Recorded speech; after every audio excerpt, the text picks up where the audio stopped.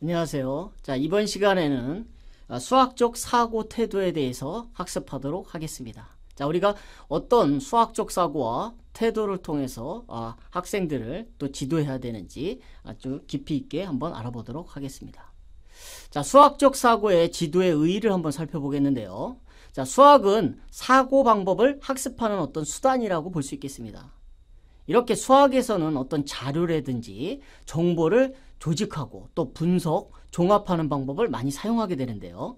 수학의 학습 과정에서 어떤 이와 같은 방법의 사용 경험을 통해서 어떤 다양한 수학적 사고 방법들을 얻거나 또 이렇게 체득해 갈 수 있는 것입니다. 이렇게 우리는 일상생활 속에서 당면하게 되는 여러 가지 문제의 해결 능력을 발달시켜 주는 것이 수학적 사고의 의의라고 볼 수 있겠습니다. 자, 그러면 이 수학적 사고에 의해서 자신의 문제나 목적을 명확히 하려는 태도, 또 보다 나은 방법이나 어떤 결과를 탐구하려는 태도, 이런 것들이 필요하겠죠.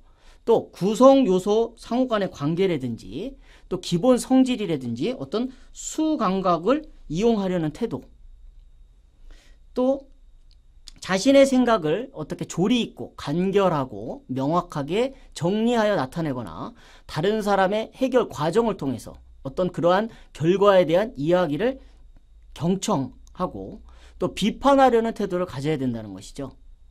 자, 이렇게 또 보다 간단한 경우에서 어떤 수학적 해결의 실마리를 찾으려는 생각을 단순화의 사고라고 볼 수 있는 것입니다. 또 이렇게 체계적으로 사고하고 표현과 또 의사소통을 원활하기 위해서는 어떤 수학적인 적절한 기호를 사용하려는 생각들을 우리는 기호화의 사고라고 할 수 있겠습니다. 자, 그러고 또 왜 그렇게 되는가를 알아보려는 생각, 즉 연역적 사고라고 볼 수 있겠는데요. 또 문제의 어떤 조건이라든지 관점을 바꿔서 발전시켜 보려는 생각은 여기서 발전적 사고라고 할 수 있겠습니다. 또 어떤 단순한 몇 가지 경우에 대한 어떤 사상들을 12개의 어떤 블록이 있는 경우에 또 그것을 초과하는 경우로까지 확장하려는 생각을 우리는 귀납적 사고 또는 일반화의 사고라고 볼 수 있는 것입니다. 또한 적당한 관점에 따라서 분류하고 세워보려는 어떤 이런 생각들이 단위의 사고라고 볼 수 있습니다. 또 식으로 나타내는 생각, 이것이 결국 식에 대한 사고라고 볼 수 있는 것이죠. 또한 어떤 문제 해결 결과를 미리 예상해 보려는 생각들을 우리는 개괄적 파악의 사고라고 할 수 있습니다. 자, 그러면 수학의 방법에 관련된 수학적 사고에서 먼저 귀납적 사고에 대해서 좀 짚어보도록 하겠습니다. 자, 귀납적 사고라는 것은 어떤 문제를 해결하고자 하나 그 해결 방법을 모르고 해결이 불가능할 때 우선 어떤 일반적인 규칙이라든지 성질을 알아내어서 이것을 근거로 어떤 당면 문제를 해결하는 사고 방법이라고 하겠습니다. 또는 어떤 문제가 해결되었을 때 그것으로 멈추지 않고 또 그 해결 결과를 이용해서 일반적인 어떤 규칙이라든지 또 성질을 알아내려고 하는 경우에 이용되는 사고 방법이라고 할 수 있겠습니다.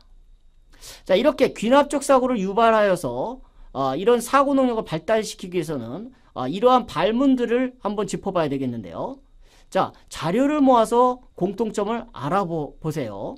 또 어떤 규칙이 있을 것 같은지, 또 어떤 추측이 가능한 것인지, 또 이와 비슷한 경우를 더 알아보려면 어떻게 해야 될까 등과 같은 발문을 사용하는 것이 유효하다고 할 수 있겠습니다. 특히 귀납적 사고에서는 어떤 불완전 귀납 추리에 의한 결론은 어떤 개연성을 띤 가정이라든지 가설에 불과하기 때문에 귀납적 추론의 지도에서는 어떤 성급하게 일반화하지 않도록 주의해야 된다는 것이죠. 또 여기에 결론은 증명 또는 반증되어야 함을 인식해야 할 필요가 있습니다. 이렇게 귀납적 추론이 거짓인 결론을 도출할 수 있다는 점 때문에 어떤 수학학습에서 이의 활용을 회피한다면 새로운 사실의 발견에 대해 이르기 어렵다는 점도 유의해야 할 사항이라고 하겠습니다. 자, 다음으로는 유추적 사고에 대해서 짚어보겠는데요. 어떤 사상 A에 대한 성질이나 어떤 법칙 또는 해결 방법 등을 알고자 해도 이것을 알 수 없을 때 유추적 사고를 수학적 사고로 보이는데요. 예를 들어서 A와 구조적으로 유사한 기지의 사상 A-, 즉 이에 대해서는 성질이나 어떤 법칙 또는 해결 방법 P-를 알고 있다. 이렇게 생각해내어서 A에 대해서도 P-와 같은 마찬가지의 것이 성립하지 않을까 생각하는 사고 방법이라고 볼 수 있겠습니다. 자, 그러면 유추적 사고에 따른 발문은 이런 것들을 유효할 수 있겠는데요. 자, 이미 알고 있는 방법이라든지 또 그와 마찬가지로 할 수는 없는 것인지, 또 이미 알고 있는 사실과 같아지게 할 수는 없는가, 또 예전에 알고 있던 어떤 문제와 이 문제의 어떤 공통점들은 과연 무엇인지, 또 그 문제의 해결 결과를 이용할 수는 없겠는가, 또 이와 닮은 문제를 알고 있는지 등과 같은 어떤 발문을 통해서 유발할 수 있다는 것이죠. 이렇게 구조적 유사성을 이용하는 유비추리의 경우에도 항상 어떤 바른 결론만을 도출할 수 있는 것은 아닙니다. 그렇기 때문에 귀납 추리에서와 마찬가지로 검증이 여기서는 수반이 되어야 된다는 것이죠. 자, 세 번째로는 연역적 사고에 대해서 알아보겠습니다. 자, 이렇게 넓은 의미로는 전제로 주어진 몇 개의 어떤 명제로부터 논리적인 법칙을 써서 필연적인 결론을 이끌어내는 방법이라고 할 수 있는데요. 자, 좁은 의미로는 또 일반적인 주장으로부터 특수한 주장으로 나아가는 추리라고 할 수 있겠습니다. 자, 연역적 사고 지도의 그 발문에서는 왜 그렇게 될까요? 또 그 이유는 무엇일까요? 옳다면 어째서 옳은지, 또 반대로 그것이 틀리다면 어느 부분이 무엇이 틀리는지, 또 이미 알고 있는 사실을 바탕으로 설명해 보세요. 또 성립하지 않는 경우는 없는 것인지, 또 그것이 성립하기 위해서는 무엇을 밝혀내야 하는지 등의 발문이 유효하다고 할 수 있겠습니다. 자, 예를 들면 어떤 삼각형의 내각의 합이 왜 180도라고 생각하는지, 이런 것들이 연역적 사고에 해당되겠습니다. 자, 다음으로는 통합적 사고에 대해서 짚어보겠는데요. 여러 사상을 이산 상태로 두지 않고 보다 넓은 관점에서 그들의 본질적인 어떤 공통성을 추상화해서 그들을 모두 동일한 범주의 것으로 종합, 정리해 나가려는 사고방식이라고 보겠습니다. 이런 어떤 통합적 사고 지도에 있어서는 이러한 발문들을 할 수가 있겠는데요. 보다 세련되게 나타낼 수는 없는 것인가? 또 어떻게 하면 동일시할 수 있는가? 또 알고 있는 것 중에 이것과 같아 보이거나 이것의 특수한 경우라고 여겨지는 것은 없는 것인지, 또 같아 보이는 점을 정리해서 나타낼 수는 없는 것인지 등과 같은 어떤 발문들을 적절하게 유효할 수 있겠습니다. 자, 그런데 이 통합적 사고에 있어서 통합적 사고 능력이 불충분한 경우에 있어서는 부분과 어떤 전체의 관계 파악이 어려우며 선후학습 간의 관련을 맺지 못하고 또 각각 별도의 것으로 수용하기 때문에 어떻게 보면 학습량이 필요 이상으로 많아질 수밖에 없다는 것입니다. 자, 결국 학습의 구조화라든지 관계적 이해의 성과를 거둘 수 없게 될 수도 있다는 것에 유의하셔야 된다는 것이죠. 자, 다음으로는 우리 발전적 사고에 대해서 한번 짚어보도록 하겠습니다. 자, 대상을 어떤 고정적이라든지 종국적인 것으로 보지 않고 끊임없이 새로운 것으로 창조해 나가 발전시키는 생각, 즉 통합한 것을 보다 넓은 범위에 적용하려 한다거나 또 아니면 어떤 결과를 구했다 하더라도 더 나은 방법을 추구하거나 또 보다 일반적이거나 아니면 새로운 것을 발견해 하는 어떤 생각이라고 볼 수 있겠습니다. 이렇게 발전적 사고에는 조건 변경에 의한 발전과 관점 변경에 의한 발전이 포함되어 있는데요. 여기서 조건 변경에 의한 발전이란 한번 무엇인지 확인해 보겠습니다. 자, 조건의 일부를 다른 것으로 변경하거나 또 완화시켜 문제 장면을 바꾸어 봄으로써 어떤 사상에 대해 그 이용 경우를 적극적으로 찾아보려는 생각이라고 할 수 있겠습니다. 자, 다음으로는 관점 변경에 의한 발전이란 과연 무엇인지, 자, 여기에서는 한 가지 관점에만 어떻게 얽매이지 않고 그 관점을 달리해서 또 여러 가지 성질을 찾아보려는 생각이라고 할 수 있겠습니다. 결국 중심 전환의 폭넓은 해석으로 볼 수 있다는 것이죠. 자, 여기서 발전적 사고를 지도하기 위해서는 이러한 발문들을 사용하는 것이 유리한데요. 자, 조건을 변경, 강화 또는 약화해서 한번 생각해 보십시오. 또 다른 관점에서는 볼 수 없는 것인가?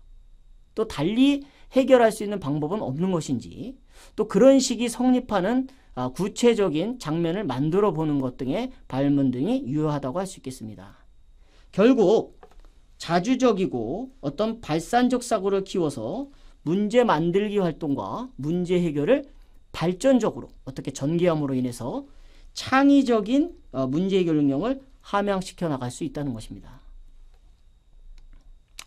자, 다음으로는 단순화의 사고에 대해서 짚어보겠는데요. 주어진 몇 개의 조건을 만족하는 어떤 해결 방안을 알 수가 없을 때, 또 조건을 단순한 것으로 대체하거나 조건의 일부를 우선 무시해서 또 주어진 문제를 간단한 기본적 문제로 손질하고, 또 그 손질된 간단한 문제의 그 고찰을 통해서 주어진 문제의 어떤 구조적인 부분이나 해결 방안을 알아내는 경우에 적용되는 사고 방법을 단순화의 사고라 하겠습니다. 자, 이해 지도를 위해서는 이러한 발문을 할 수가 있겠는데요. 간단한 수 아니면 간단한 경우로 바꾸어 생각해 보아라. 또 조건을 간단히 또 해서 생각해 한번 보아라. 또 알고 있는 간단한 경우를 떠올려 보고 생각해 보는 등 이런 등의 발문이 필요하다는 것이죠. 다음으로는 어떤 추상화의 사고에 대해서 한번 짚어보도록 하겠습니다. 전체로서의 사물의 표상에 포함되는 어떤 여러 특징 가운데 그 한 가지 이상을 분리 독립시켜서 사고의 대상으로 삼으려는 정신작용을 추상이라고 합니다. 즉 어떤 개념의 그 외연을 고정시키고서 내포를 명확히 하려고 할 때 작용하는 사고 방법이라고 할 수 있겠습니다. 자, 여기에서는 어떤 사상하려는 생각이라든지 어떤 이상화하려는 생각 또는 구체화하려는 생각 등의 조건을 명확히 하려는 생각이 포함되어 있습니다. 자, 이와 같은 추상화와 일반화에 의하여 개념이 형성되는데요. 추상화의 사고에 있어서는 과연 어떤 점이 같은지, 또 공통적인 부분은 무엇인지, 또 어떤 경우와 상태의 것으로 보아야 하는지, 또 말의 뜻이 과연 무엇인지 분명하게 또 대답할 수 있어야 된다는 것이죠. 자, 질문을 하고 또 답변이 이루어져야 된다는 것이죠. 또 여기서 무엇, 또 어떤 조건이 과연 중요한 것인지, 또 이런 것도 해당이 되는지, 구체적인 것은 또 무엇에 해당되는지 이런 것들을 발문 형식으로 활용해 볼 수 있다는 것입니다. 자, 다음으로는 일반화의 사고에 대해서 한번 짚어보겠습니다. 어떤 문제에서 볼 수 있는 일반성을 찾아낸다거나 또는 해결된 문제를 바탕으로 해서 거기에 포함되는 어떤 집단, 그 전체에서 성립하는 일반성을 구하려고 할 때 쓰이는 사고 방법이라고 할 수 있겠습니다.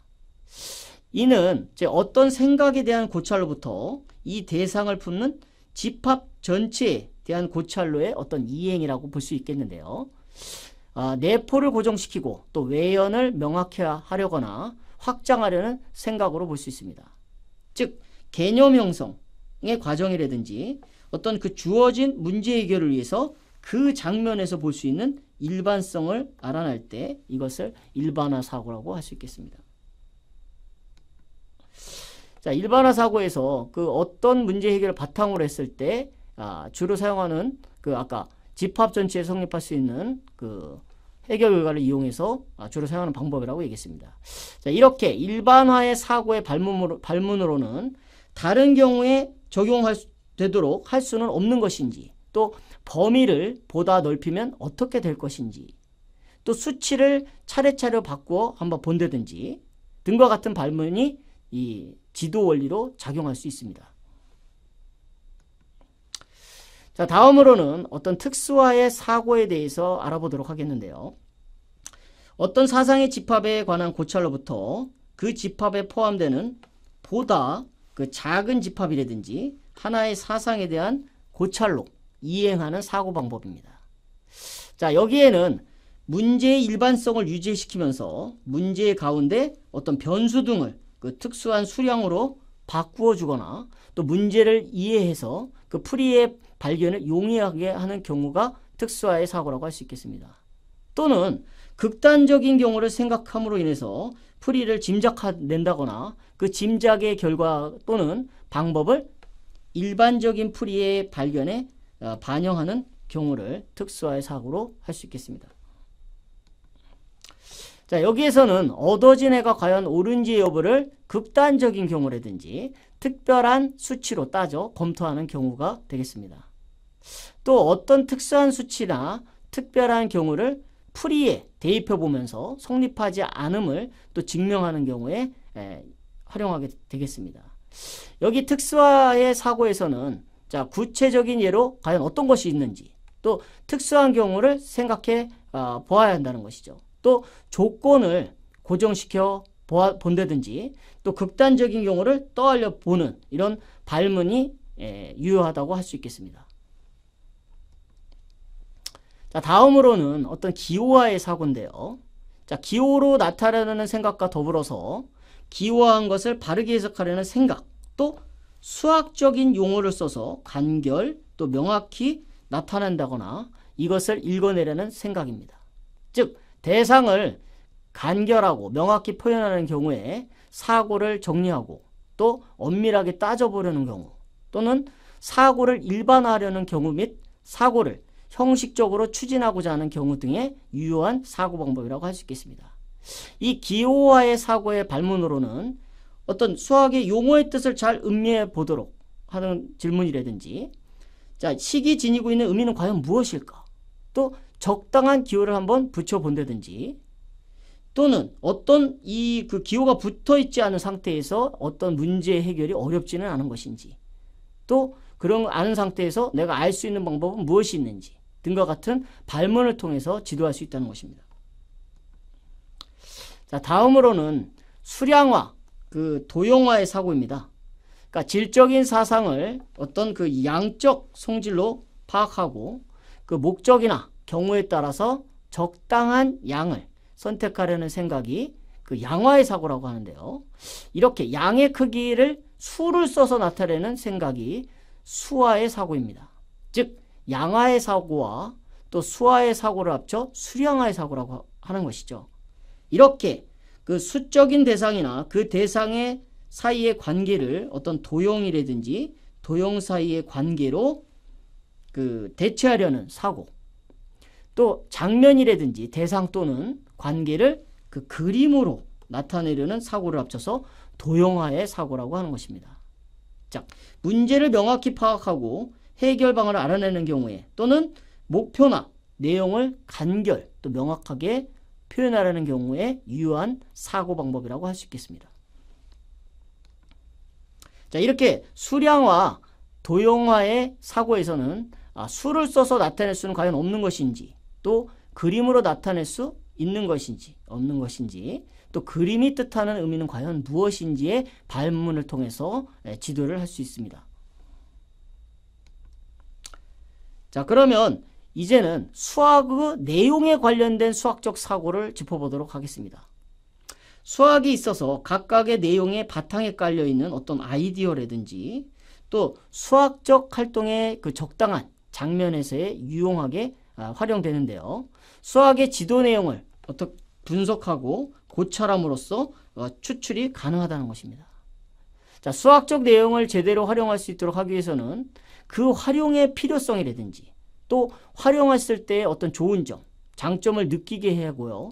또 그렇게 하기 위해서는 그 전제, 바닥에 깔려있는 생각을 추출해서 지도해야 한다는 것입니다. 자, 이 내용에 관련된 수학적 사고에서는 어떤 구성 요소라든지 단위의 크기, 또 그들 사이의 관계에 주목하려는 사고입니다. 예를 들어서 어떤 수의 대소, 또 상등, 또 순서 등의 고찰에 의해서 1대1 대응을 이용하려 한다거나 또 다른 집합으로 치환하려는 사고라고 할 수 있겠습니다. 도형의 성질이라든지 어떤 상호관계를 명확히 하기 위해서는 그 어떤 도형의 구성 요소에 대해 주목하려는 사고라고 할 수 있습니다. 즉 어떤 사실을 고찰할 때 자료를 근거로 하려는 사고 등이 여기에 포함된다고 할 수 있는 것입니다. 자, 이렇게 어떤 문제를 직접 처리하지 않고 어떤 수의 조작으로 처리하려 하거나 수의 고찰을 점의 위치라든지 어떤 도형의 크기에 대한 고찰로 대체하려 하거나 또 일반적으로 표현한 것이 어떤 식임을 알고 또 이를 이용하거나 또 집단에 대한 어떤 관찰 자료를 적당히 분류하거나 적절한 그래프로 나타내는 사상에 대한 특징이나 이런 어떤 관계를 개괄적으로 파악하려는 사고가 단위의 사고에 포함된다는 것입니다. 자, 두 번째로는 조작의 사고에 대해서 한번 확인해 보겠는데요. 이 사상 또는 조작의 의미를 명확히 하거나 그것을 확장하거나 그것을 바탕으로 해서 사고하는 것이 조작의 사고입니다. 이 조작의 사고에서는 수의 범위를 어떻게 확장함으로 인해서 위치라든지 또 선분의 어떤 길이 등을 수를 써서 또 표현하도록 하거나 연산이 가능하도록 하는 사고방식입니다. 즉 도형의 위치를 또 옮겨도 그 모양이나 크기가 불변이라는 사실을 이용할 수 있다는 것이죠. 또 측정에 있어서는 표준 단위로 측정하려는 사고 등이 여기에 포함된다고 할 수 있습니다. 자, 세 번째로는 알고리즘의 사고에 대해서 알아보도록 하겠는데요. 자, 지식이나 기능 또는 조작 방법을 능숙하게 사용할 수 있도록 하기 위해서 대상을 형식화하는 데 작용하는 사고를 알고리즘의 사고라고 합니다.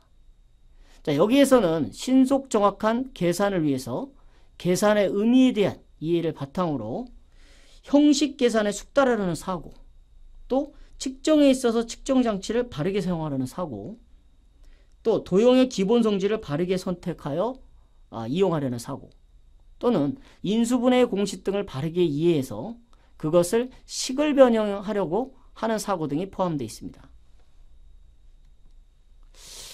자, 다음으로는 개괄적 파악의 사고에 대해서 짚어보겠는데요. 대상이나 조작 방법을 개괄적으로 파악하거나 그 결과를 이용하려는 사고방식입니다. 자, 보다 구체적으로 어떤 어림수를 잡아보고 이를 문제 해결에 이용하려는 사고, 또 계산 결과라든지 어떤 측정 결과를 미리 예상해 보려는 사고, 또 어떤 작도라든지 증명 문제의 해결에서 도형의 개형을 그려보는 사고, 아니면 이 조사한 데이터의 범위 밖에서도 데이터에서 귀납한 경향이 성립할 것을 추측하려는 사고 등을 들 수 있습니다. 다음으로는 기본 성질의 사고에 대해서 알아보겠습니다. 자, 기본적인 법칙이나 성질을 착안하려는 사고인데요. 어떤 복잡한 계산을 할 때 어떤 교환성이라든지 또 결합성 또는 배분성 등의 기본 성질을 이용하려는 사고라고 할 수 있습니다. 자, 식을 형식적으로 변형할 때나 인수분해식이나 전개식을 이용하려는 사고, 또 도형의 개념을 심화할 때 다른 개념과의 관계를 알아본다든지, 또 개념을 확장할 때 어떤 증명으로서 그 문제를 해결한다거나, 또 이동, 또 전개에 관한 어떤 성질을 파악할 때 이러한 기본적인 성질을 이용하려는 사고방식이 기본 성질의 사고라고 할 수 있습니다. 자, 다음으로는 함수적 사고에 대해서 알아보겠는데요. 자, 무엇을 정하면 무엇이 따라서 정해지는 가에 주목하거나 어떠한 그 변수 사이의 대응 규칙을 발견, 또 이용, 또 관계의 표현 방법을 알아본다든지 표현 방법에서의 관계를 읽어내려는 사고라고 할 수 있습니다.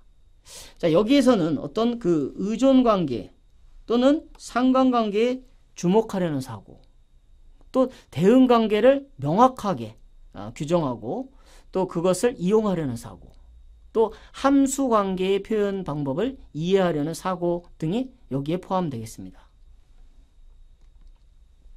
다음으로는 식에 대한 사고인데요. 사상 또는 관계를 식으로 나타내거나 반대로 제시된 식을 읽어내려는 사고라고 하겠습니다. 자, 여기에서는 식을 형식적으로 처리하는 사고, 즉 식의 형태에 착안하여 그 식이 나타내는 사실이라든지 관계를 통합 또는 발전시키거나 다시 이를 일반적인 형태로 나타내는 사고입니다. 즉 증명과 가정을 어떠한 그 약속 규정에 따라서 바르게 표현하려는 사고 등이 여기에 해당된다고 할 수 있습니다. 자, 다음으로는 수학적인 태도에 대해서 우리가 확인해 보겠습니다.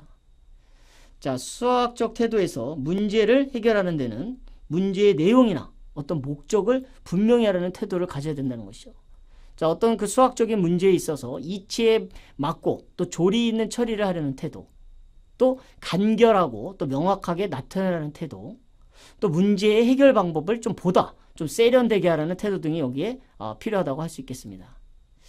자, 수학적인 태도의 내용을 좀 보자면 자신의 문제나 목적, 내용을 스스로 명확히 파악하려는 태도, 또 조리 있는 행동을 하려는 태도, 또 내용을 간결 명확하게 나타내는 태도, 또 더 나은 방법이라든지 이런 방식들을 알아보려는 태도가 수학적 태도라고 볼 수 있겠습니다.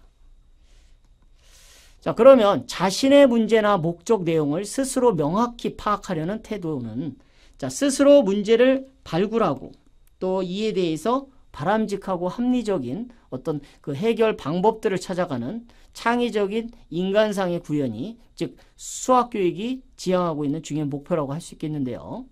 여기서의 그 판단의 자주성은 수학이 지니는 하나의 성격이라고 할 수 있습니다. 자, 이렇게 수학을 이용하면 어떤 자주적인 판단을 하기가 좀 편하고 또 용이하고 사물을 배우려는 어떤 의욕과 바른 태도를 길러내는 데 도움이 된다고 할 수 있습니다. 이렇게 수학은 스스로 자신의 문제라든지 목적, 행동을 명확하게 하려고 하는 태도의 형성에 크게 도움을 준다는 것이죠. 자, 그러면 여기에서는 스스로 자신의 문제나 목적 내용을 명확하게 하려는 태도로부터 어떤 추상화하려거나 기호하려는 사고, 함수적인 사고 등이 유발된다는 것입니다. 즉, 여기에서는 의문을 가지려는 태도, 뭔가 호기심과 궁금증에 대한 그런 어떤 질문법과 의문이 생겨서 그 어떤 목적이라든지 내용을 스스로 파악하려는 태도가 해당되겠습니다. 자, 그리고 사상 가운데서 수학적인 문제를 발견하려는 태도가 자신의 문제나 목적 내용을 스스로 명확히 파악하려는 수학적 태도에 해당되겠습니다. 자, 다음으로는 그 이치에 닿으면서 조리 있는 행동을 하려는 태도인데요. 수학이 논리적으로 구성된 교과인 만큼 수학의 지도를 통해서 어떤 조리 있는 행동을 하려는 태도를 형성시키고 정착화시키고자 하는 것입니다. 자, 그러나 논리적으로 구성된 수학을 지도한다고 해서 또 그와 같은 태도가 저절로 형성된다거나 정착된다고는 볼 수 없다는 것이죠. 자, 이와 같은 태도는 그 목적을 분명히 하는 경험이라든지 또 목적 달성을 위한 어떤 사고를 그 반성해 보는 경험, 또 어떤 자신의 그 문제풀이에서 실수한 방법이라든지 좀 더 나은 방법들을 찾을 수 있는데 이런 것들을 반성해 볼 수 있다는 것이죠. 자, 그러한 반성의 경험을 바탕으로 해서 보다 합리적인 것으로 손질해 보는 경험 등이 축적됨에 따라서 점차로 형성, 그 정착되는 것입니다. 자, 그러면 여기에서 조리 있는 행위란 과연 무엇인지 짚어보도록 하겠습니다. 자, 목적을 분명히 해서 자, 그 목적의 달성에 부합되고 지나친 비약이 없으며 자, 분석적이고 또 단계적인 사고나 행위 또는 진술을 하는 것입니다. 즉 여기에는 목적에 부합되는 행동을 하려는 태도, 또 해결 방안이나 결과를 개괄적으로 예상해 보려는 태도, 또 이용 가능 자료라든지 이미 알고 있는 사항 등, 또 가정의 바탕을 두고 사고하려는 태도, 이렇게 유추적 사고, 연역적 사고, 기호화의 사고, 또 개괄적 파악의 사고 등을 유발하게 된다는 것입니다. 자, 다음으로는 내용을 간결, 명확하게 나타내려는 태도를 알아보겠습니다. 자, 사고를 전개해 나갈 때 어떤 대상을 명확하게 파악하고 되도록 간결하고 명확하게 나타내는 것이 수학에서뿐만 아니라 우리가 생활하는 데 있어서 일반 생활에서도 필요하다는 것이죠. 이렇게 수학은 어떤 사상을 정확히 말로 표현하고 또 기록을 나타내는 데 도움을 준다는 것입니다. 자, 이렇게 어떤 양의 크기를 정확히 나타나기 위해서 기수법과 또 명수법을 고안하고 또 표현의 정확성을 기하기 위해서 어떤 기호화 용어를 개발시키는 등 그 의미를 분명하게 정한 것으로 또 알 수 있겠습니다. 자, 이렇게 그 문제나 해결한 결과 또 과정을 명확히 하려는 태도의 그 분류, 정리하여 나타내는 태도를 보면은 자, 이렇게 문제 해결 과정에서 단순화의 사고, 기호의 사고, 일반화의 사고, 또 단위의 사고 및 식에 대한 사고를 하도록 부추긴다는 것이죠. 자, 이렇게 더 나은 것을 알아보려는 태도를 확인해 보겠습니다. 지금 우리 사회는 정보와의 물결, 정보가 넘쳐나죠. 이렇게 정보의 홍수 속에 살고 있는 오늘날 사고의 경제성은 대단히 중요하다고 할 수 있겠습니다. 자, 인간으로서 사고의 경제성을 추구한다는 것은 당연한 일이겠지만 수학을 비롯한 모든 과학에서 이런 것을 중요한 목표로의 하나로 삼고 있다는 것입니다. 여기에서 보다 나은 것을 알아본다는 것은 즉 사고 노력을 절약한다는 것이고요. 또 보다 아름다운 것을 추구하는 것, 또 좀 더 확실한 것을 구하려는 것, 또 좀 더 확실한 것을 구하려는 것, 또 새로운 것을 구하려는 것, 더 나아가서 보다 세련된 것이 되도록 손질하는 것을 의미하겠습니다. 자, 이렇게 보다 나은 것을 알아보는 태도가 형성됐을 때는 통합적 사고, 또 일반화의 사고, 발전적 사고를 하게 되는 것인데요. 즉 문제 해결의 결과나 어떤 사상을 일괄하여 나타낼 수는 없는지, 또 좀 더 낮게, 좀 더 세련되게 나타낼 수 없을까 등과 같이 일반화하려거나 기호화하려는 사고, 또 식에 대한 사고 등이 발동하게 되는 것입니다. 즉 사고하고 노력을 절약하는 태도로부터 귀납한다는 것이죠. 자, 다음으로는 수학적 사고 태도의 지도 방법, 즉 발달 지도 방안에 대해서 짚어보도록 하겠습니다. 자, 첫 번째로는 수학학습을 지도하는 그 교사는 수학적 사고 태도에 대해서 그 모양새를 명확히 파악하는 것이 중요하다고 할 수 있겠습니다. 즉 수학적 사고에 대한 어떤 그림이 분명히 그려지지 않는다면 그것을 지도할 수가 없기 때문이라는 것이죠. 자, 두 번째로는 수학적 사고 태도는 수학 지도의 목표뿐만 아니라 그것이 핵심적이고 구체적인 지도 내용이면서 지도의 기초 기본임을 알아야 한다는 것입니다. 이렇게 수학적 사고의 태도의 육성을 그 암묵적, 잠재적, 일반적 목표를 인식해서 그 먼 발치에서 교사가 바라보기만 해서는 안 된다는 것이죠. 자, 이것을 구체적인 지도 내용으로 볼 수 있어야만 학습 지도의 어떤 단계에서 어떻게 지도하겠다는 아이디어가 떠오를 수 있다는 것입니다. 그래서 교사는 다양한 어떤 매체라든지 수학의 어떤 그 수학적 사고를 길러낼 수 있는 것들을 잘 적용해서 수업 현장이라든지 학교에서 적용을 해야 된다는 것이죠. 자, 세 번째로는 매 시간의 수학 수업에서 어떤 지도 학습 목표로 수학적 사고 태도를 반드시 챙겨서 명시해야 한다는 것입니다. 자, 어떤 수학적 소재를 지도하더라도 그 소재의 학습 과정에서 경험할 수 있는 어떤 수학적 사고 태도가 있기 마련이기 때문이죠. 자, 이것을 밝히는 것이 상당히 어려울 수는 있겠지만 꾸준한 어떤 반복과 노력으로 습관화되어야 하는 것입니다. 자, 네 번째로는 수학적 사고를 유발하는 그 발문들을 마련해야 된다는 것입니다. 지속적이고 이렇게 효과적인 발문을 통해서 학생은 그 어떤 조언과 또 그렇게 생각하고 또 그런 행동을 하면서 그와 같은 성향을 갖도록 만들어낸다는 것이죠. 자, 다섯 번째는 수학적 사고의 지도 방법에서는 어떤 지식, 기능의 지도 방법하고 다르다는 것을 알아야 된다는 것입니다. 학생의 어떤 수학적 사고 태도의 발달 지도는 장기적 어떤 과제, 프로젝트라고 할 수 있는 것이죠. 학습자의 사고 경험의 어떤 축적을 중시하는 지도가 이루어져야 된다는 것입니다. 자, 여섯 번째는 자, 학생들의 수학적 사고 태도에 대한 변화가 비록 느리더라도 이를 확인해주고 평가 관리해서 차근차근 짚어주며 기다려줘야 된다는 것이죠. 또한 또 어떤 발문에 또 어떤 반응을 보이는지 또 어떤 생각으로 어떠한 판단을 하고 결정하게 되는지 이를 평가하고 피드백을 해주는 것이 중요하다고 볼 수 있겠습니다. 자, 마지막 일곱 번째로는 학생 각자의 어떤 사고 과정이나 방법에 대해서 서로 이야기를 할 수 있는 기회를 많이 제공해 주어야 한다는 것이죠.